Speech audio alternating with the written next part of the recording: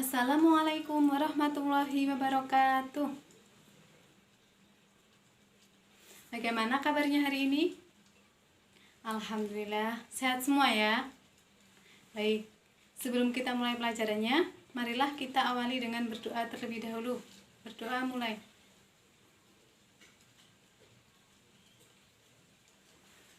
Berdoa selesai.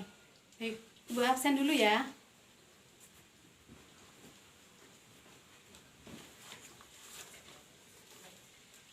Andi, Budi, Bunga, Dila, Erna, Ika,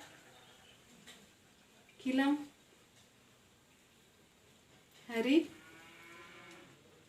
Intan, Jenny. Alhamdulillah.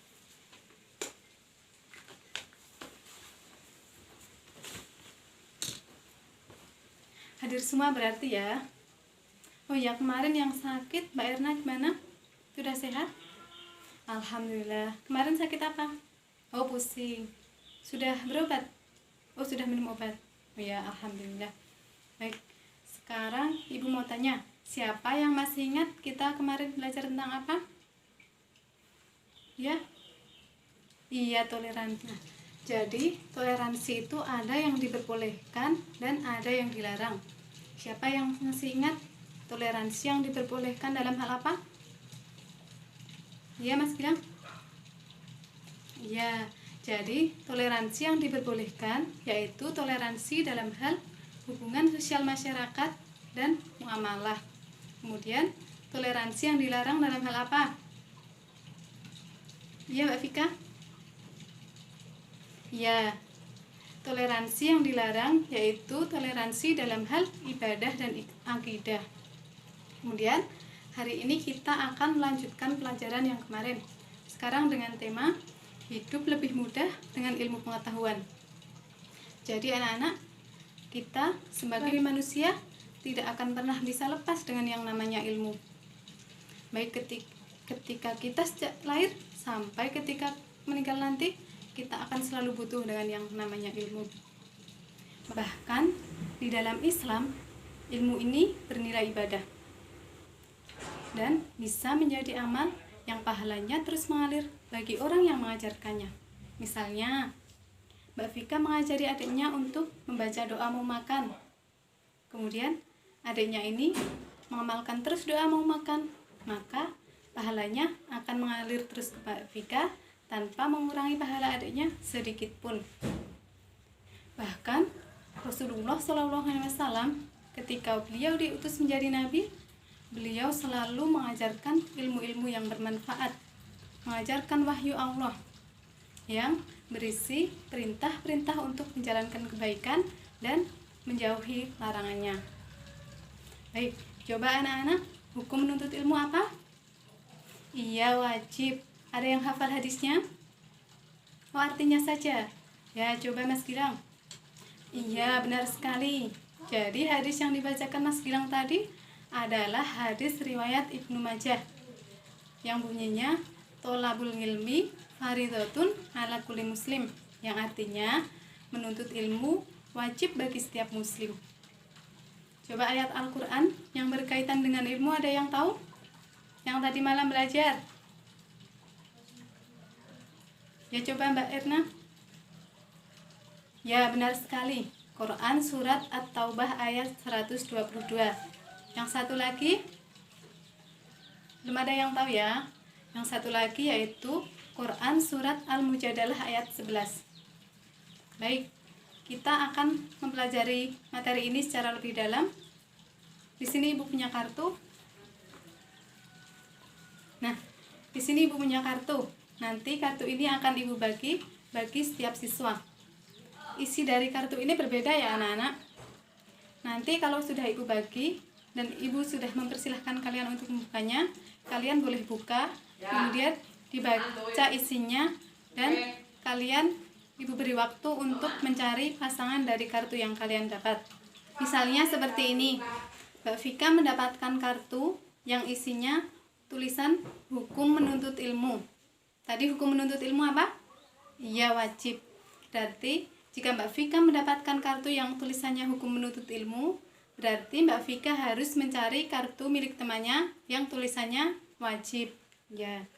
Atau misalnya Mbak Erna mendapat kartu yang ada tulisan Arabnya Bismillahirrohmanirrohim. Berarti Mbak Erna harus mencari kartu milik temannya yang ada tulisannya arti dari Bismillahirrohmanirrohim, yaitu dengan menyebut nama Allah yang Maha Pengasih lagi Maha Penyayang. Nanti kalau sudah bertemu pasangannya, silahkan duduk bersebelahan dan kalian diskusikan isi dari kartu tersebut. Nanti Ibu beri itu untuk mempresentasikannya. Baik, sebelum Ibu bagi, Ibu kocok terlebih dahulu ya. Sekarang Ibu bagi ya anak-anak.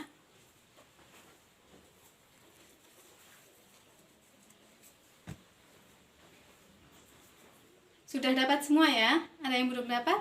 Oh, sudah semua. Nah, sekarang boleh kalian buka isinya dan kalian baca.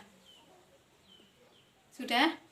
Nah, sekarang Ibu beri waktu 20 menit untuk mencari pasangannya.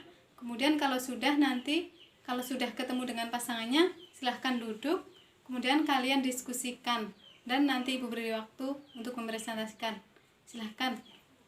Sekarang Ibu beri waktu 20 menit untuk mencari pasangannya. Sudah 20 menit ya anak-anak? Ada yang belum bertemu dengan pasangannya? Oh, sudah semua. Sudah didiskusikan? Baik. Sekarang siapa yang mau mempresentasikan terlebih dahulu? Iya, Mas Andi dan Mbak Bunga. Silahkan dibacakan kartu milik Mas Andi dan Mbak Bunga dan sampaikan hasil diskusinya. Yang lain mendengarkan ya. Nah, ya benar sekali. Jadi yang dibacakan oleh Mas Andi dan Mbak Bunga tadi adalah Quran Surat At-Taubah ayat 122. Di situ dijelaskan bahwa wajib bagi seseorang untuk mengajarkan ilmu. Bahkan, kedudukan orang yang mengajarkan ilmu sangat tinggi. Tidak kalah tingginya dengan orang yang berjihad di jalan Allah, yang mengorbankan harta dan jiwanya di jalan Allah. Kemudian selanjutnya siapa yang mau mempresentasikan? Ya, Mas Budi dan Mas Gilang. Nah, benar sekali ya.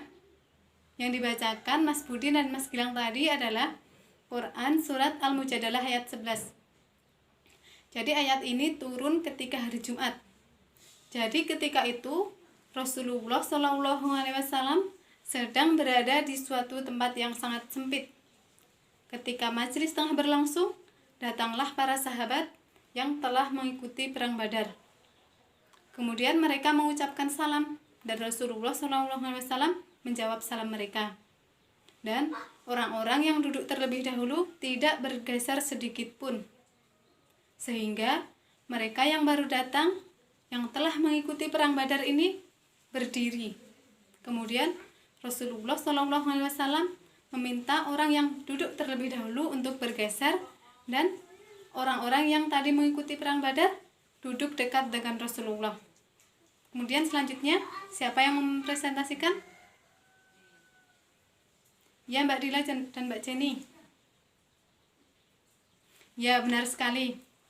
Jadi yang dijelaskan oleh Mbak Dila dan Mbak Jenny ini salah satu isi kandungan dari surat Al-Mujadalah tadi, yaitu etika di dalam bermajelis. Apa etikanya? Yaitu memberi kelapangan tempat duduk bagi orang yang baru datang. Nah, misalnya kita sedang berada di suatu tempat untuk menuntut ilmu. Tempatnya terasa seperti sudah penuh gitu. Terus tiba-tiba teman kita datang. Kita harusnya bergeser untuk memberikan tempat duduk bagi teman kita agar bisa ikut duduk. Jadi ketika kita menuntut ilmu, kita harus mengikutkan hati kita agar hati kita menjadi orang yang peka, orang yang tidak egois. Nah, baik, selanjutnya siapa yang mempresentasikan?